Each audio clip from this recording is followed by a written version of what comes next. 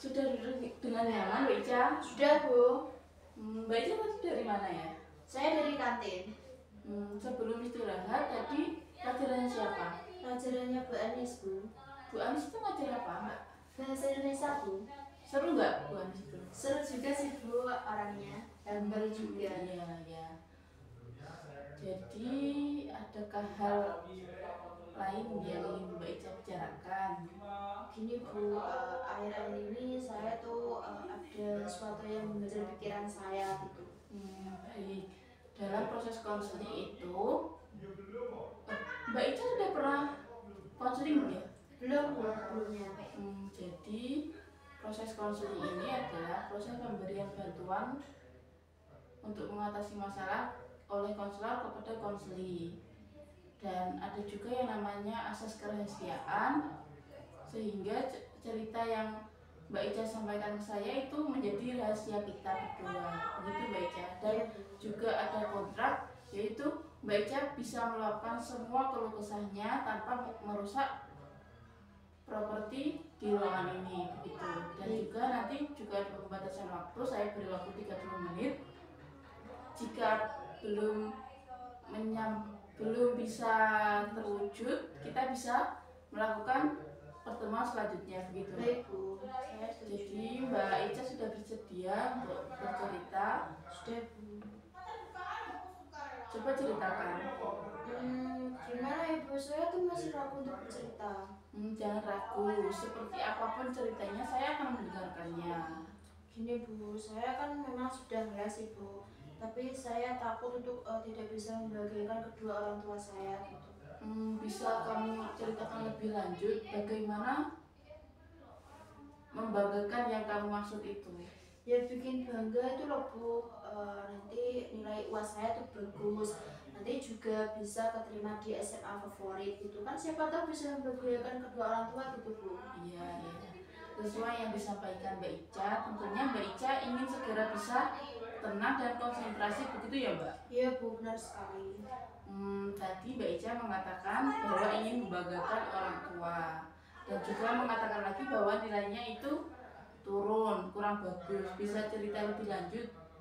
Jadi begini, Bu, saya kan sudah ikut bimbel dan di sekolah pun saya juga ikut les, tapi nilai saya tuh masih jelek gitu loh, Bu.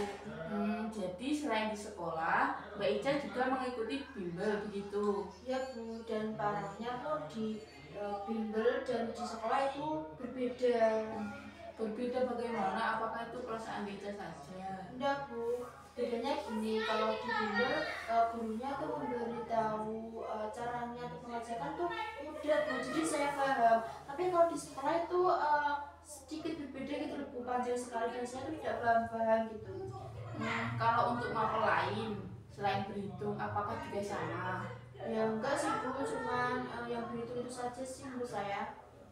Dari yang Mbak Ica sampaikan tadi, yang Mbak Ica pikirkan adalah tidak ingin membuat orang tuanya kecewa, tetapi ada dua les yang malah membuat nilai Mbak Ica itu turun atau kurang bagus, begitu ya Mbak? Iya, Bu, benar sekali. Baiklah, sekarang sudah kita ketahui permasalahannya. Mbak Ica menjadi malas karena nilainya kurang bagus. Hal itu karena Mbak Ica bingung dalam memahami materi yang disampaikan oleh guru tersebut, begitu? Iya, Bu, benar sekali. Sekarang mari kita coba pikirkan jalan keluarnya untuk permasalahan ini. Apakah kamu sudah menemukan cara? Gini sih, Bu, pengennya tuh saya tuh les yang saya cocok dengan gurunya gitu loh, Bu. Jadi kan saya nanti nggak sia-sia dalam belajarnya.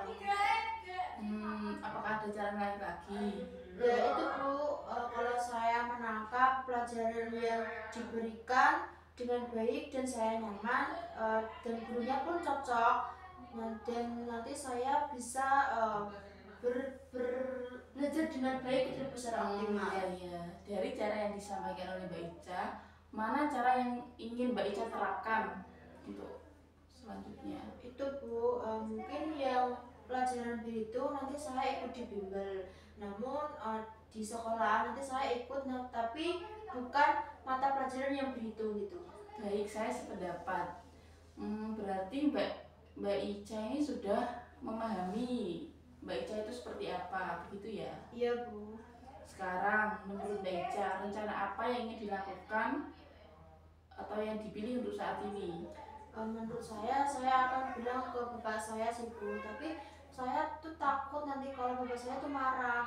Apakah hanya Bapak yang ingin ditanyakan atau orang lain kan bisa Mbak?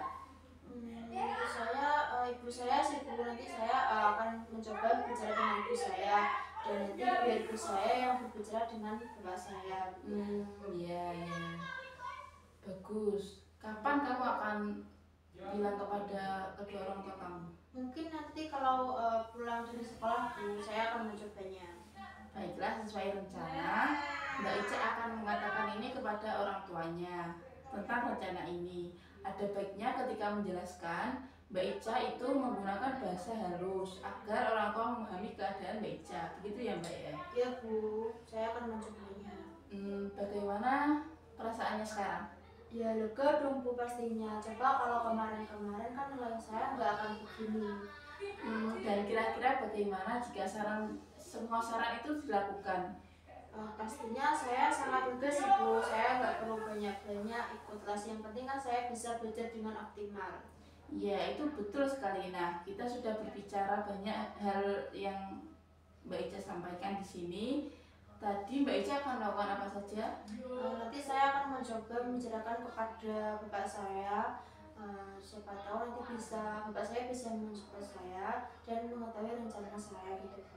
Ya benar, dan Ibu berharap Mbak Ica bisa melaksanakannya seperti jalan keluar yang kita bahas di sini tadi ya. Iya Bu. Mbak Ica ini sudah lega sekali ya? Sudah Bu, alhamdulillah. Ada hal lain yang ingin dibicarakan? Enggak Bu, mungkin cukup sudah.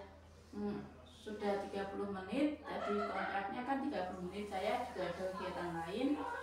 Ibu mengakhiri pertemuan konseling ini ya Mbak ya? Iya Bu. Ya udah Bu, saya izin ke kelas lagi, tadi ada pelajarannya matematika. Ya semangat ya Mbak ya, Ya, jangan Bu. terlalu dipikirkan ya. Ya.